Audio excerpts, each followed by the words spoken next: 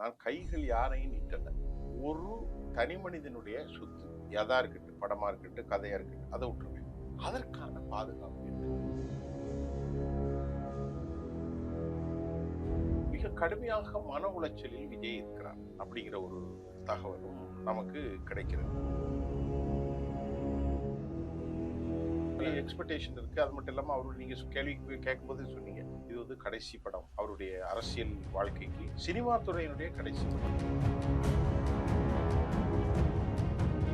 இந்த பொது வாழ்க்கைக்கு நீங்கள் வந்த பிறகு இந்த படத்தை மத்திய யூனிட்ல இருக்கக்கூடிய சென்சார் போர்டு வெளியிட்டதா இல்ல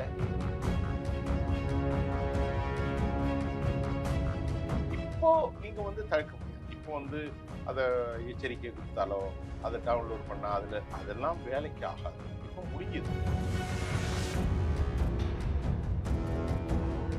23ஆம் தேதி எலெக்ஷன், அதுக்கப்புறம் மே மாசம் தானே கவுண்டிங். அந்த கவுண்டிங்ல வந்துச்சுன்னா நீ எஃபெக்ட் இல்லாம எஃபெக்ட் இருக்குமா, அதுக்கப்புறம் வேற மாதிரி போயிடும். அதனால அவங்களே வெளியிடக்கூடாதுன்னு என்ன ஒரு இல்ல. அவர் சம்பளம் தானே போகுதுல, சொல்ற புரியுதா? அவருடைய சம்பளம் தானே, வேற என்ன பெரிய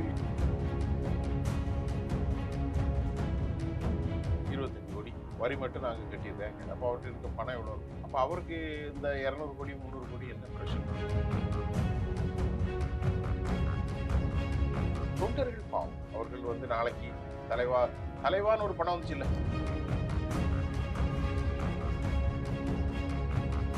இதுதான் இந்தியா. சென்சார் போர்டை ரொம்ப பைத்தியகாரத்தனமான கேலிக்குண்டான சட்டத்தின் பாதுகாப்புக்கு இல்லாத ஒரு அமைப்பாக மாறிவிடும்.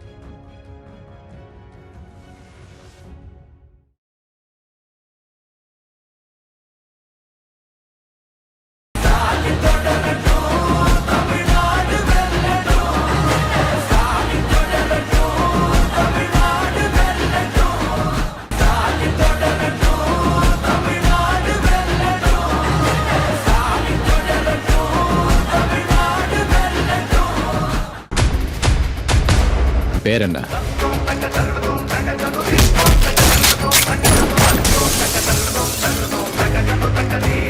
ஆச்சி மசாலா. எந்த சமையலும் ருசி தேடும் ரகசியம். 20 ரூபாய். கிங் டிவி சொந்தங்கள் அனைவருக்கும் தி டேவிட்டின் அன்பு வணக்கங்கள். இன்னைக்கு நம்ம இன்டர்வியூ நிகழ்ச்சியில நம்முடைய இணைஞ்சிருக்க சிறப்பு விருந்தினர் செய்தி ஆய்வாளர் திரு சுஃபியான் அவர்கள். வாங்க பேசுவோம் சார். வணக்கம் சார். வணக்கம் சுரேஷ் சார், ஜனநாயகன் படம் மக்கள் மத்திய ரொம்ப ஒரு பரபரப்பா வந்து எதிர்பார்க்கப்பட்ட படம். ஏன்னா விஜய் அவர்கள் வந்து இதான் கடைசி படம் அப்படின்னு சொல்லிட்டு இருந்தாங்க. இப்போ என்னன்னா, நேத்து வந்து ஜனநாயக படம் தான் 5 நிமிஷம் காட்சி வந்து வெளிவந்திருக்கு இணையதளத்துல. இன்னைக்கு அதிகாலையில முழுநீள படமும் அந்த படத்தை ஃபுல் மூவியும் வந்து இன்னைக்கு காலையில வந்து லீக் ஆயிருக்கு. முதல்ல இதை எப்படி பாக்குறேன்னு இந்த விஷயவை?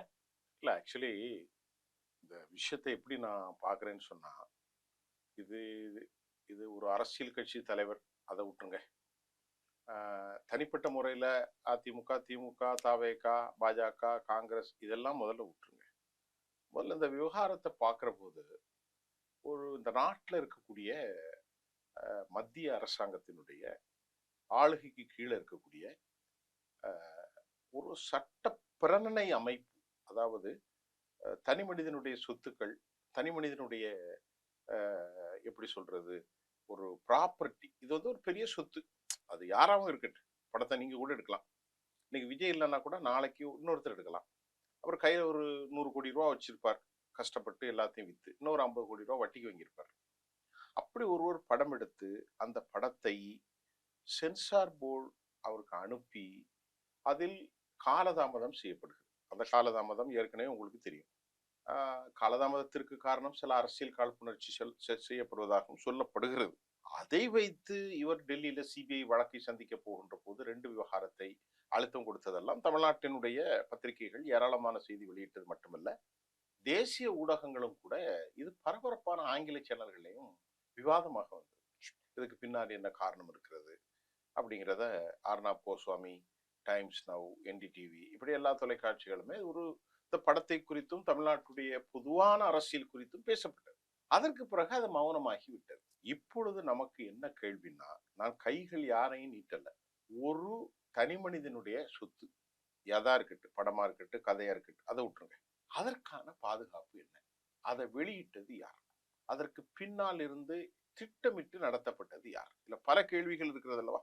நம்ம அடுத்தடுத்து சில கேள்விகளுக்கு சந்தேகத்தை நம்ம எழுப்பினாலும் ஒரு நம்பகத்தை கிரெடிபிலிட்டி இல்லாமல் இவ்வளவு பெரிய ப்ராப்பர்ட்டி 500 கோடி ரூபாய்க்குள்ள சொத்து, ஒட்டுமொத்த மதிப்பு 500 கோடியாம். அதுக்கு தயாரிப்பு வரக்கூடிய தகவல்கள் தான். அதை படம் வெளியான பிறகு இப்பவே 100 கோடி ரூபாய்க்கு அதை இது பண்ணியிருக்காங்க. ரிசர்வ் பண்ண தொகை மட்டும் 100 crore சொல்லப்படுகிறது. ஏற்கனவே அது 2 முறை தடைப்பட்ட படம். ஏற்கனவே தடைப்பட்டு இந்த வருஷம் 14ஆம் தேதி பொங்கல், 10ஆம் தேதி 8ஆம் தேதிக்கு முன்னாடியே ரிலீஸ் பண்றதாம் அப்படிங்கிற ஒரு பிளான் இருந்தது. அன்எக்ஸ்பெக்டடா அதை தடை செய்யப்பட்டிருக்கலாம் அல்லது வேண்டுமென்றே தாமதிக்கப்படலாம். இப்போ ஒரு சாமானியனாக, ஒரு பத்திரிகையாளனாக நமக்கு கேள்வி என்னென்றால், இவ்வளவு பெரிய ப்ராப்பர்ட்டி, இதுல பல பேருடைய இது இருக்கு, உழைப்பு இருக்கு, அவர்களுடைய வாழ்வாதாரம் இருக்கிறது. பொதுவா நம்ம பேசுவோம், பத்திரிகைக்காரனா நமக்கு எந்த சார்பும் தேவையில்லை. இத எப்படி வெளியே வந்துச்சு? இதுக்கு இடையில தமிழ் எம்பி அப்படிங்கிற ஒரு காப்பி, உலகத்துல ரொம்ப பெரிய எல்லா படத்தையுமே காப்பி அடித்து இணையதளங்கள்ல பகிர்வது இந்த தமிழ் எம்பி. இது எங்க இருக்கிறாங்க யாருங்கிறதான் தெரியாது. வெளிநாடுகளில் இருந்து படம் வருவதற்கு முன்பே அவங்க திருட்டிடுவாங்க.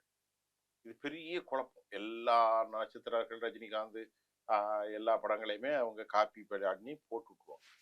அவங்க நேற்று என்ன பண்ணிட்டாங்கன்னா, முதலாக எங்களுக்கும் இதுக்கும் சம்பந்தம் இல்லை, நாங்க படம் ரிலீஸ் ஆன பிறகுதான் அதை இணையதளத்துல பகிர போறோம் அப்படின்ட்டு ஏற்கனவே அவங்க அறிவிப்பு செஞ்சுட்டாங்க, இதெல்லாம் வர்றதுக்கு முன்னாடி.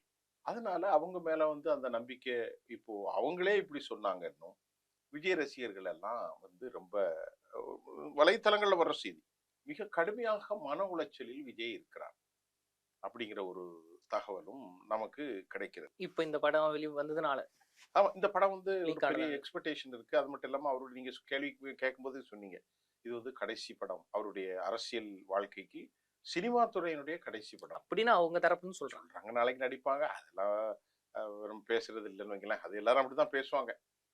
பாட்டாளி மக்கள் கட்சி சொன்ன கதை தான், என்னெல்லாமோ சொல்லுவாங்க, அப்புறம் கூட்டணி அமைப்பாங்கன்னு வைங்களேன்.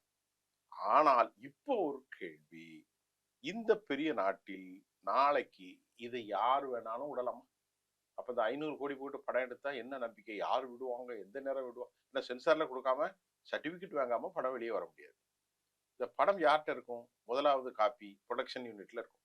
அதாவது தயாரிப்பாளருக்கு சம்பந்தப்பட்ட பெட்டியில இருக்கும். அவ்வளவுதானே. முன்னால மாதிரி பெரிய பெரிய பெட்டியெல்லாம் இருக்காத, ஒரு இவ்வளவுதானே, சிப்பு தானே. மற்றொன்று யார் கொடுத்திருப்பாங்க? சென்சார் கொடுத்திருப்பாங்க. சென்சார் போர்டுல பொதுவாக இன்ஃப்ளூயன்ஸ் யாரு? பாஜக ஆளுங்கட்சிகள் தான் அங்க இருக்கிறாங்க பொதுவாக. அப்படி இருக்கும்போது நமக்கு 2 சந்தேகம் இருக்கு. ஒன்று, சென்சார் தான் அதை வெளியிட முடியும், அவர்கள் கையில ஒரு காப்பி இருக்கு, அது உண்மையா இல்லையா? இன்னொன்னு ப்ரொடக்ஷன் மேனேஜ்மெண்ட், அதாவது தயாரிப்பு அவர் சார்ந்த நிறுவனம், அதுல எல்லாரும் இருப்பாங்க. விஜய் இருப்பாரு, தயாரிப்பாளர் இருப்பாரு, எல்லாருமே இருப்பாரு. இப்ப இதுல யார் வெளியிட்டாரு? அத மக்களோட கேள்வியும் அதாங்க சார். ஒரு காப்பி சென்சார் போர்டுகிட்டயும் இருக்கு. அப்போ சென்சார் போர்டு போதிய பாதுகாப்பு இல்லையா, ஒரு நம்பிக்கை இல்லாத ஒரு விஷயத்தை தான் வச்சிருக்காங்களா அப்படின்னு ஒரு கேள்வி. ஒருவேளை பிஜேபி கவர்மெண்டே வேணும்னே வெளியிட்டு இருக்காங்களா, ஒரு நஷ்டம் வரட்டும் அப்படின்னு ஒரு கேள்வியும் மக்கள் கேட்கிறாங்க. இதுக்கு என்ன பதில்? அதாவது இது சாத்தான் செய்ய முடியுமா? இப்போ பூத்துன்னு ஒண்ணு சொல்லுவாங்க. நம்ம ஏதாவது ஏவி விட்டா ஒரு கற்பனையா சொல்லுவாங்க, உங்க வீட்டுல போய் தூக்கிட்டு போயிடணும். அது சாத்தியம் கிடையாது. அது முட்டாள்தான் பேசிக்கிட்டு இருப்பான், என்னத்தை ஏவி விட்டா வீட்டுக்குள்ள போய் எல்லாத்தையும் தூக்கிட்டு போயிடும், மனுஷன் அந்த மந்திரத்தை செய்வான். அப்படி மந்திரத்தால மாக பறிக்கக்கூடிய விவகாரம் அல்ல. நமக்கு 2 கேள்விதான். ஒன்று, ப்ரொடக்ஷன் யூனிட்ல வெளியாயிருக்கணும், அதாவது தயாரிப்பாளர்கள் நடிகர் சார்பில் அவர்களுக்கு ஏதாவது செஞ்சிருக்கணும் ஒண்ணு. இரண்டாவது, இல்ல இன்னும் வேற யாரும் விட்டுருக்கணும். தமிழ் பேர் என்னது, எம்பி, அந்த இவங்கெல்லாம் நாங்க இல்லைன்ட்டு சுவிட்சர்லாந்துல இருந்து வருது, நாங்க இதை ரிலீஸ் பண்ணலைன்னு அவங்க சொல்லிட்டாங்க. உங்களுக்கு இது பிரம்மாண்டமான ஒரு படம், இதுல நிறைய கதைகள், அது மட்டும் இல்லாம அவர் பேர் என்னது, ஹெச் வினோத் டைரக்ஷன்ல, பூஜா ஹெக்டே நடிப்புல, அப்புறம் அனிருத்துடைய இசையில, இவர் பெரிய வசனம் பேசுவாரு, பஞ்ச் டயலாக் எல்லாம் இருக்குன்னு சொன்னாங்க. எப்பவுமே அப்படித்தான். 1992-93 திரு ரஜினிகாந்த் அவர்கள் இப்படித்தான், நான் எப்போ வருவேன், எப்படி வருவேன் பெரிய இதா இருந்துச்சு. 90களுக்கு அப்புறம் இந்த முத்து படங்கள் வந்தது, எல்லாம் பஞ்சு டயருக்கு அப்புறம் இப்ப அவர் பஞ்செல்லாம் விடுறது இல்லை, அவர் அமைதி ஆயிட்டாருன்னு வைங்களேன். அதே மாதிரி இப்ப அவர் கவலையில அவர் மட்டும் இல்லை, அவர் சேர்ந்த ரசிகர்கள்லாம் ரொம்ப கவலையாக இருப்பதாகவும் தகவல் வருது. நம்ம அந்த கவலையோட இருக்கிறதுக்கு இல்லை. இப்ப நம்ம கேள்வி என்னன்னா, இது ஒரு செய்தி, அவர் பொது வாழ்க்கைக்கு வந்துட்டார், பொது வாழ்க்கைக்கு வந்தவன விமர்சனங்களுக்கு அப்பாற்பட்டவர் அல்ல நடிகர் விஜய். அப்படி என்றால் பொதுமக்களாகிய நாங்கள் கேட்கிறோம், எல்லாரும் கேட்பாங்க, இந்த பொது வாழ்க்கைக்கு நீங்கள் வந்த பிறகு இந்த படத்தை மத்திய யூனிட்ல இருக்கக்கூடிய சென்சார் போர்டு வெளியிட்டதா? இல்ல இன்னொரு கேள்வியும் வருது, இல்ல நீங்களே கூட வெளியிட்டிருக்கலாம்ல. ஆனா சார் ப்ரொடக்ஷன் டீம் வெளியிட்டா அது ப்ரொடக்ஷன் டீம் தான் நஷ்டத்தை தானே கொடுக்கும். ஏன்னா இணையதளத்தில் வந்த பிறகு மக்கள் வந்து போதிய அளவுக்கு திரையரங்களை போய் பார்க்க மாட்டாங்களா சார்? 500 கோடியோட 5000 கோடி சம்பாதிக்கிற துறை அவங்க கையில இருக்கு. நல்லா கவனிச்சுக்கிடுங்க. நான் அதை உறுதியான செய்தியே சொல்லலை. விஜய்க்கு 200 கோடி சம்பளம், மீதி எல்லாம் சேர்த்து ப்ரொடக்ஷன் ஒரு 200 கோடி இருக்குன்னு வைங்களேன். ஒரு 200-250 கோடி போயிட்டா என்ன நஷ்டம்? எலெக்ஷன்ல அவங்க வெற்றி பெற்றாலோ அல்லது பெரும்பான்மையாக வாக்கு எடுத்தாலோ அல்லது மக்கள்கிட்ட போய் ரீச் ஆகக்கூடிய அளவுக்கு ஒரு பெரிய தொழில்நுட்பத்தை கொண்டு செய்தியை கொண்டு சேர்த்தாலோ அது அவர்களுக்கு நஷ்டம் இல்லை. ஆனா இந்த ஒரு படம் அரசியலே மாத்தும் சொல்றீங்களா? தமிழ்நாட்டு அரசியல் அப்படி மாத்தாது, அப்படி மாத்தக்கூடிய அளவுக்கு இல்ல. அப்படி ஒரு ஒரு ஒரு இல்ல, நம்ம வந்து அது வந்து உறுதியான செய்தியா நான் சொல்லல. சோ ஒருவேளை அப்படி இருக்குமோ, அதுல பிரமாண்டம். அதாவது முதல்ல 5 நிமிட காணொலிகள் பகிரப்பட்டது நேத்து. அது வந்து பெரிய விஷயம் இல்லை. அது வந்து இன்னும் அவாவை தூண்டும். ஒரு 5 நிமிஷம் நல்லா இருக்கே. நீங்க என்ன இணையதளத்துல பார்த்தாலும் ஓடிடி தளத்துல பார்த்தாலும் பெரிய திரைகள்ல பாக்குற மாதிரியான அந்த உணர்வுகள் இருக்காது. எல்லா படமும் அப்படித்தான். டியூரிங் அதாவது என்னது டாக்ஸ் அத திரை அரங்கமாக இருந்தாலும் சரி, பெரிய மல்டி ஸ்டோரேஜ் திரையரங்கம், அதெல்லாம் பிரச்சனை இல்லை. ஒரு திரை அரங்கத்துல போய் ஒரு படத்தை பார்க்கக்கூடிய எஃபெக்டிவோ மக்களுடைய கொண்டாட்டங்களோ படம் பார்த்து வந்த பிறகு இருக்கக்கூடிய எழுச்சி இருக்கு பாருங்க, அது வந்து இப்ப மண்ணா போயிட்டேன், இப்ப நாசமா போயிட்டு. இப்போ ஏற்கனவே ஜனநாயகன் எல்லாமே காப்பி ஆகி ஆகப்பட்டது போயிட்டு வித்தின் ஃபியூ செகண்ட்ஸ்ல நீங்க பாருங்க, சில செய்தியை ட்விட்டர்ல வலைத்தளங்களை எக்ஸலத்துல பண்ணிட்டு சிலவங்க டக்குன்னு அடிச்சிருவாங்க. ஆனா வித்தின் ஃபியூ செகண்ட்ஸ்ல அது லட்சக்கணக்கான பேரை வந்து காப்பி பண்ணிருப்பான், டக்குன்னு ஸ்கிரீன்ஷாட் எடுத்துப்பான். அதே மாதிரி லட்சக்கணக்கான பேர் ஸ்கிரீன்ஷாட் எடுத்திருப்பான், சொல்றா அதை டவுன்லோட் பண்ணியிருப்பான், நிறைய பேருக்கு பாஸ் பண்ணியிருப்பான். இப்ப இந்த பிரச்சனை எத்தனை மணி நேரமா ஓடிட்டு இருக்கு? எத்தனை மணி நேரம் ஓடிட்டு இருக்கு? காலையில போயிட்டு காலையில இருந்து போகுது, நேரத்துல இருந்து போகுது. ஆனா இன்னைக்கு ரொம்ப பூமாயி போயிருக்கு, முழு படம் வெளி வந்துருச்சு. 24 மணி நேரம் தாண்டி போகுதுன்னு வைக்கலாம். நேற்று ராத்திரி அவங்க வெளியிட்டாங்க, உலகம் ஃபுல்லா போய் அமெரிக்கா, லண்டன் எல்லா இடத்துக்கும் இணையத்துல போச்சுன்னா தான் வந்துருமே. இப்போ நீங்க வந்து தடுக்க முடியாது. இப்போ வந்து அதை எச்சரிக்கை கொடுத்தாலோ அதை டவுன்லோட் பண்ணா அதெல்லாம் வேலைக்கு ஆகாது. இப்போ முடியுது. ஆனால் ஒரு கேள்வி எனக்கு வருது, 2 சந்தேகம் வருது. நியாயமா பேசுவோம். ஒன்று, நீங்க கேட்ட கேள்வி என்ன சொன்னீங்க, இது ஒரு பெரிய ஆட்சி மாற்றத்தை கொண்டு வருமா? அதெல்லாம் கொண்டு வராது, அதுல டவுட்டே இல்லை, அது வரவே செய்யாது. ஆனால் சில காரணங்களுக்காக ப்ரொடக்ஷன் யூனிட் விஜயனுடைய ஒரு சொலவாடல்லே இது என்னடா இது 2 மாசமா வந்து தாளிச்சு நம்மளை இது பண்ணிட்டாங்க, இனி வந்து மே மாசம் தான் வரப்போகுது படம். ஏன்னா 23ஆம் தேதி எலெக்ஷன், அதுக்கப்புறம் மே மாசம் தானே கவுண்டிங். அந்த கவுண்டிங்ல வந்துச்சுன்னா நீ எஃபெக்ட் இல்லாம போயிடும், எஃபெக்ட் இருக்குமா, அதுக்கப்புறம் வேற மாதிரி போயிடும். அதனால அவங்களே வெளியிடக்கூடாதுன்னு என்ன இருக்கு? ஒரு பரவாயில்ல, இப்ப அவர் சம்பளம் தானே போகுதுல, சொல்ற புரியுதா? அவருடைய சம்பளம் தானே, வேற என்ன பெரிய விஷயம்? சார் ப்ரொடக்ஷனுக்கு தான் அவங்க போட்ட பணம் இருக்குல்ல சார். நீங்க சொன்ன விஜய் ஒரு வேலை விஜய் ஜெயிச்சுட்டு அவர் சம்பாதிக்கலாம் அப்படின்னாலும் அது ப்ரொடக்ஷன் அவர் கொடுப்பாரா? அவர் சம்பளம் வாங்கிட்டா போயிட்டா முடிஞ்சு போச்சு. அவர் ப்ரொடக்ஷன் கம்பெனியும் கிடையாது. ஏங்க கட்சிக்கு எவ்வளவு பணம் கொடுக்குறாரு? ஒரு கட்சி செலவு இருக்கு, அதுக்கு எவ்வளவு வருது? பேனர் செலவு எவ்வளவு இருக்கு, விளம்பர செலவு எவ்வளவு இருக்கு, தொண்டர்களுக்கு எவ்வளவு செலவு இருக்கு, வேட்பாளர்களுக்கு கட்சியில இருந்தே ஒரு அமௌண்ட் கொடுக்குறாங்க, அவருடைய சுற்றுப்பயண செலவு இருக்கு. அது மாதிரி ஒரு செலவு தானே 300 கோடி. இந்த நல்ல அழகாக கிளிப்பு டக்குன்னு டவுன் பண்ணி அனுப்பி விட்டுட்டு எல்லாரும் பாருங்கடா, ஒரு எஃபெக்ட் ஏற்படுத்தும்ல.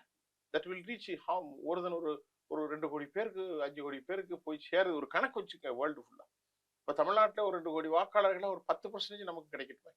20 கோடி பேர், சாரி 20 கோடி இல்லை, ஒரு 2 கோடியில ஒரு 20 லட்சம் பேர் 30 லட்சம் பேர் வாக்களிக்கட்டுமே. அதனால ஒரு எஃபெக்டா வருவோமே. இப்போ அவருக்கு வந்து ஜெயிக்க போறது இல்லை. நம்ம வந்து இன்னைக்கு நம்ம வந்து தேர்தல் கருத்து கணிப்பு எதுவுமே பேச போறது இல்லை, அது நமக்கு தெரியவும் தெரியாது. அது வந்து நமக்கு இப்போ தடை உத்தரவு இருக்கு, நம்ம அதை பின்பற்றணும்னு வைங்களேன். ஆனால் அவரை பொறுத்தவரை இந்த எலெக்ஷன்ல ஒரு பெரிய பலப்பரிச்சு அதுக்கு அவர் செய்யலாம்ல. அவருன்னா அவரோ அவருடைய சார்புடையவர்களோ, ஏன்னா அவர்கிட்ட இருக்கக்கூடிய ஆதவ அர்ஜுன்லாம் எவ்வளவு பெரிய செல்வந்தர், பெரிதா 25 கோடி ரூபாய் டேக்ஸ் கட்டியிருக்கேங்கிறார். 25 கோடியா எத்தனை கோடி? ஆமா 25 கோடி வரி மட்டும் நாங்க கட்டியிருக்கேன். அப்ப அவர்கிட்ட இருக்க பணம் எவ்வளவு இருக்கும்? அப்ப அவருக்கு இந்த 200 கோடி 300 கோடி என்ன பிரச்சனை? ஆனா இந்த நேரத்துல வந்து ஆதவ அர்ஜுன் அவர்களும் வந்து ஒரு பதிவு போட்டிருக்காரு. என்ன பதிவு? இந்த ஜனநாயகன் படத்தை முடிக்கிறதுக்கு வந்து மிக முக்கிய காரணம் இருந்தவங்க வந்து உதயநிதி ஸ்டாலின் அவர்களும் எல் முருகனும் அவர்கள் அப்படின்னு சொல்லியிருக்காங்க சார். இது எப்படி பாக்குறீங்க? சார் இது அறிவுக்கு புலப்படுதா? இந்த உதயநிதி ஸ்டாலினையே போய் சனாதனன்னு சொன்னதுனால டெங்குன்னு சொன்னா, மலேரியான்னு சொன்னா, செங்கலை தூக்கி காட்டினாருன்னா அவரை போட்டு வாருன்னு இவங்க வந்துட்டு வாரிக்கிட்டு இருக்காங்க, வலதுசாரி சித்தாந்தவாதி. நான் கேட்கறதுக்கு என்ன பண்ணுங்க, எல்முருகன் பிராட்காஸ்டிங் மினிஸ்டர்ல ஒரு துணை அமைச்சர் ஏதோ இருக்காரு. அவருடைய பாஸ் யாரு? அமித்ஷா. அவங்க செய்யலாம், அவர்களுக்கு இன்ஃப்ளூயன்ஸ் இருக்கு, செய்யலாம், செஞ்சாங்கன்னு நான் சொல்ல வரல. பிஜேபி இதற்கு பின்னால இருக்கு காரணம், எல்முருகன் காரணம், வானதி காரணம், ஒரு பேச்சுக்கு சொல்ல வரேன், தமிழிசை காரணம், எல்முருகன் காரணம், யாராவது சொல்லதாங்க, அது நம்ப தகுந்தது இருக்கு. சரிடா, இதை நம்ம அதை வெளியிட்டா அதற்கு ஒரு லாபம் இருக்கு அப்படின்ட்டு. ஆனா அப்படி வெளியிட்டாலும் அவர்களுக்கு என்ன லாபம்? ஒரு லாபம் தான், இவர்களுடைய பொருளாதார ரீதியா வலுவிழக்க வைக்கணும். ஒரு படத்துக்கு 300 கோடியை இவ்வளவு பெரிய கட்சிக்கு வலுவிழக்கிறதுனால அது பிஜேபி செய்யுமா? சரி சரி, பிஜேபி செய்கிறது வச்சுக்கிடுவோம், அமித்ஷாலாம் இதை டவுன்லோட் பண்ணாம இவங்க வெளியிட்டால் அவர்களுக்கு என்ன லாபம்? அதையும் நம்ம பார்க்கணும், நல்லா புரிஞ்சுங்க. அப்புறம் இந்த முனையிலும் பார்க்குறேன், நடிகர் விஜய்க்கு தாவேகாவுக்கு விளம்பரம் தேடி தர்ற மாதிரி அவர் பேசக்கூடிய டயலாக்கோ, அவர் பேசக்கூடிய அந்த படத்தை இணையதளத்தில் சென்சார் போர்டுடைய சீல்டு இல்லாமல், அனுமதி இல்லாமல் தனித்துவமா வருதுன்னா இது எப்படி வந்தது? சரி, அப்படி வரல, அவங்களே வெளியிட்டாங்க. மத்திய அரசாங்கத்தினுடைய சென்சார் போர்டு உறுப்பினர்கள், பாஜகவுக்கு நெருக்கமான உறுப்பினர்கள், அவங்க இதை விட்டதுனால இன்னைக்கு அவங்க வலிமையா ஒரு 25 சீட்டு பிடிக்கணும்னா அவங்க நிக்கிறாங்க. பாஜக 10 சீட்டாவது ஜெயிக்கணும் இரட்டை இலக்கில. இப்போ எடப்பாடி பழனிசாமியோட அவங்க இருக்காங்க. அப்படி ஒரு சூழ்நிலையில 2 பேருமே இருக்கும்போது சென்சார் போர்டை அழுத்தம் கொடுத்து இதை வெளியிட்டால் அவர்களுக்கு என்ன லாபம்? நீங்க கேட்ட கேள்வி. இரண்டாவது, மொட்டத்தலைக்கும் முழங்காலுக்கும் முடிச்சு போடுற மாதிரி உதயநிதிக்கு இதுல எங்க இருந்து செல்வாக்கு வருகிறது? இது முழுக்க முழுக்க பாஜகவுடைய ஆட்சி, முழுக்க முழுக்க அவர்களுடைய இன்ஃபுளுன்ஸ் ஆனால் உதயநிதிக்கும் பாஜகவுக்கும் எந்த தொடர்பும் கிடையாது. அப்ப உதயநிதி ஸ்டாலினை குற்றச்சாட்டுறது என்னன்னா, நாங்கள் சமநிலையில் 2 பேரையும் எதிர்க்கிறோம் அப்படின்னு ஒரு சொலவாடலை தான் ஆதவ் அர்ஜுன் வெளியிட்டு இருக்காரே தவிர இதுல உண்மை இல்ல மாதிரி தெரியல. எனக்கு 2 சந்தேகம் வருகிறது. ஒன்று, சென்சார் போர்டு வெளியிட்டிருக்கணும், அதை நம்ம இப்ப பேசிட்டோம். இரண்டாவது, இவர்களாகவே வெளியிட்டிருக்கணும். ஆனால் பத்திரிகைகள்ல அவர் பெரிய கவலையில இருக்கார். நாங்க வெளியிட்டோன்னு சொல்லுவாங்களா? சொல்ல மாட்டாங்க, யாரும் சொல்ல மாட்டாங்க. சென்சார் போர்டுல இருந்து சொல்லுவாங்களா? சொல்ல மாட்டாங்க. அல்லது விஜய் சார்பா சொல்லுவாங்களா? சொல்ல மாட்டாங்க. அப்போ இவர்களுக்குள் ஒரு ஒரு புரிதல் இல்லாத அவர்களுடைய தொண்டர்கள் பாவம். அவர்கள் நாளைக்கு தலைவான்னு ஒரு படம் வந்துச்சு இல்ல? ஆமாங்க சார், அதுவும் பல சிக்கல்களை சந்திச்சு இல்ல, அது தெரியும். அது தலைவான் வந்தோடனே டக்குன்னு அந்த படம் எனக்கு வந்துருச்சு.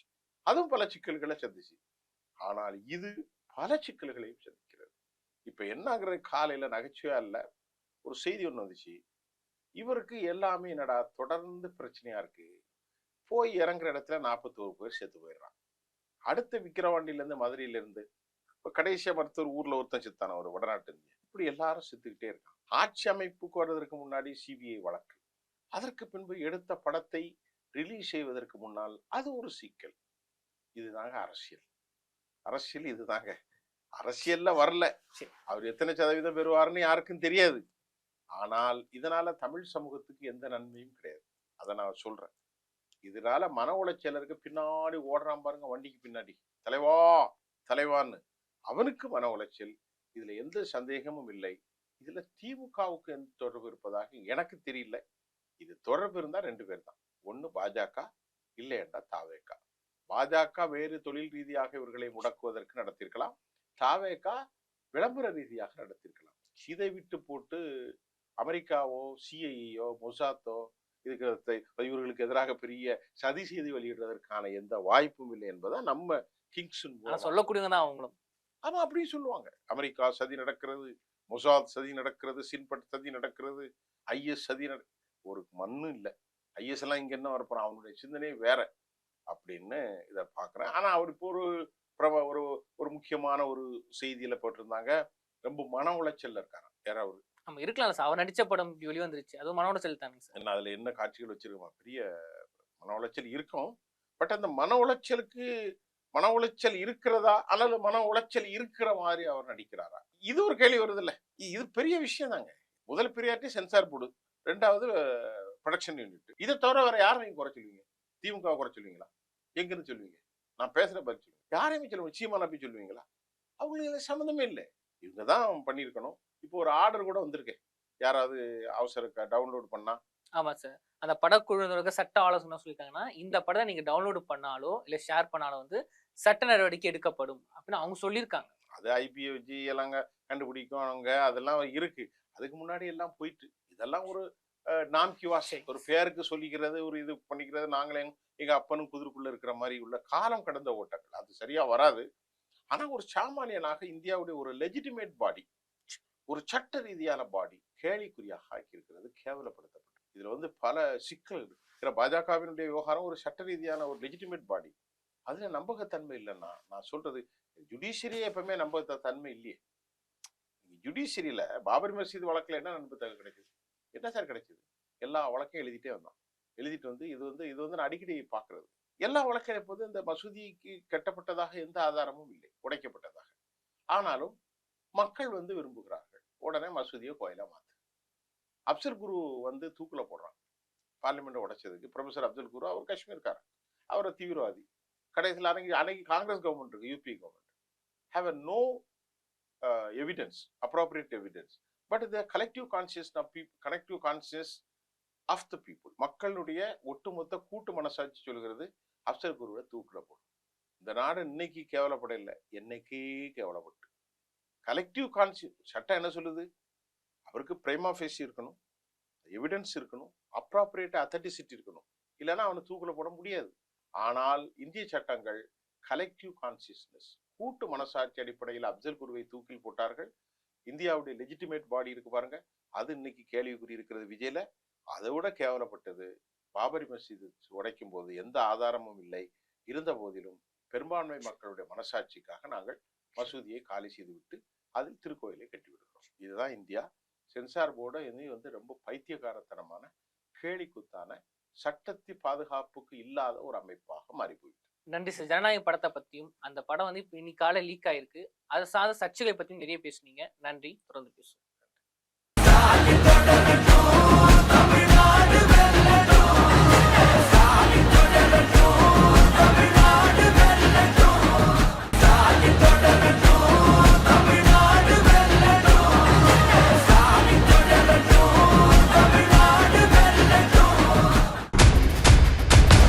பேர் என்ன?